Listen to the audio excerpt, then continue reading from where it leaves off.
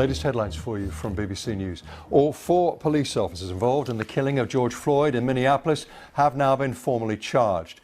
The officer who was kneeling on his neck for nearly 9 minutes has had his charges elevated to second-degree murder. The Floyd family have called the move a significant step. The government's insisted that a 14-day quarantine on people arriving in Britain from Monday is needed to prevent an upsurge in coronavirus. The new plans have been heavily criticised by MPs on all sides. Senior Conservatives are concerned about damage to the travel industry. Police in Germany and Britain are appealing for information about a German national who's become the new focus of a long-running investigation into the disappearance of the British girl Madeleine McCann. She disappeared in Portugal 13 years ago when she was 3. He is currently serving a prison sentence in Germany.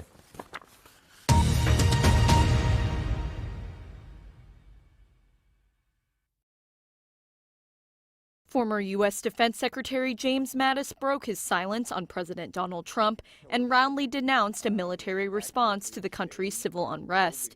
In a statement published by The Atlantic on Wednesday, he also called Trump a threat to the Constitution.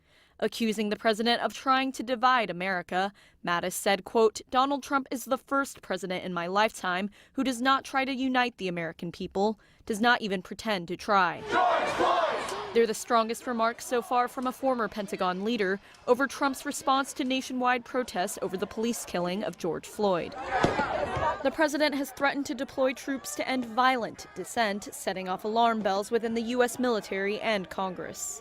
Mattis argued that ramping up militarization in response to the protests could set up a, quote, false conflict between the military and civilian society.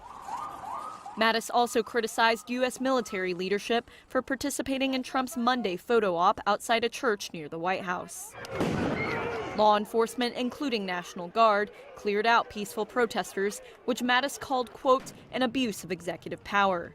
I'd even call it a duty of silence. Mattis resigned as Trump's defense secretary in 2018. Speaking to CBS This Morning last year, Mattis had previously refused to explicitly criticize a sitting president.